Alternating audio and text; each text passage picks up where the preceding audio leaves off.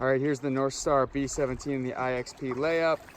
We've got the lining holes in here, bow and stern, which has been nice a couple times for tying up boats every night. Installed knee pads.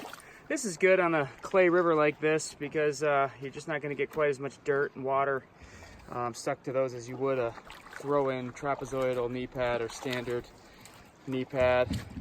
Right behind, we've got our two personal bags. We're using some Ortlieb zipper dry bags as our personal bags. This has been really nice. And then right there in the middle, our two 5-gallon waters, those solar charged light. And they fit really nice right in there. Check that fit. That's nice.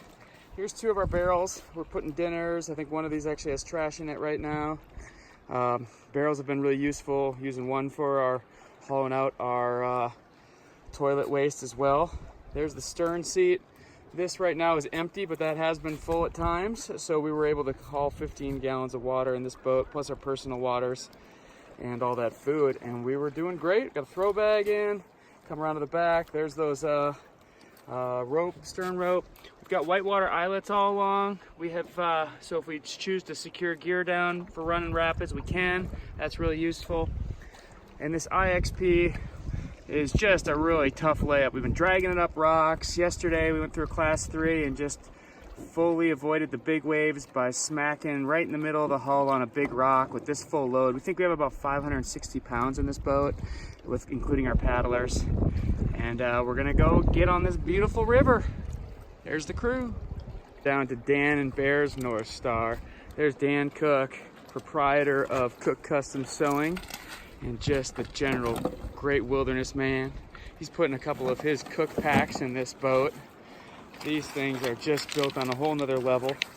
They've got probably the heaviest load. Dan's been up front taking photos this whole trip. He's got a dry box with some really nice camera gear. Check out that Cook Custom Sewing saddle that Dan uses. On day 7, something like that is really useful for the tail end. He's got all of his sunscreen, water bottle right there. That is some Western. I even like the Western colors you chose, Dan. That's nice. Going down, there's a couple of the, Dan, which packs are those? Pioneer is the yellow and black, and the Guide is the blue and gray. These are the types of packs that you put your sharp kitchen tables into. I mean, these are just really useful, versatile, and I think Dan had to carry one around one of the rapids, over rocks, scrambling. It just carried really nice. Full hip pack, but yet, you know, no major frame to it. You can throw it right into the boat. Couple barrel, there's the lunch can, and Bear's out here in the back with his big 60-inch paddle probably. And some more water in the back of that boat. And Andrew, Great Miami Outfitters, right? Right. He's got another B17, aren't we all spoiled? Hey, check out theirs. They've got a little external skid plate that was installed. Charlie and the crew at Northstar kind of use a lot of spare parts on these boats to build. So there's some kind of non-stock stuff on this, like that nice walnut laminated thwart. And check out that yoke. So this is pretty cool, kind of a one-off build. We've been filming a lot of our progress. There's a little GoPro mount with the clamp mount. That's really useful on a thwart. And I've seen Jay, who's paddling back here, just pull it off quick, hold it, spin it, talk into it. Again, lining holes on the boats. There's those external skid plates. Hauling loads, using these boats for what they were meant for. Let's check out the next one. Here's Charlie. He's the mad scientist over at Northstar, and Jerry, we bring along a professional musician, Nashville recording, or writer and recording artist. There's their boat. A couple more barrels again. There's another one of Cook Custom Sewing packs. This one's padded, which really makes it nice for putting in things, keeps its shape. And we've got another GoPro mount. This one looks like it's mounted on a track. That's a useful spot to put it because you can fold this whole thing down, and it's, you know, you can slide it around over stuff. Doesn't have to worry about it catching on a T-rescue. So that's a nice feature. A nice way to consider doing a permanent mount is to put that track right under the gunnel.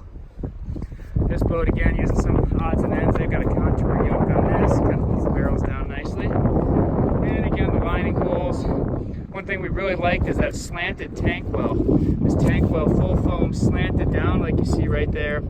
If you do have to bail out, it just becomes a really nice area to bail. Because you can scoop right off of that and basically don't even have to use a sponge. And that happened a few times. All right, time to go play. Oh, and then right here. Go left, right, and I want to do it. Thanks, my dad. All right.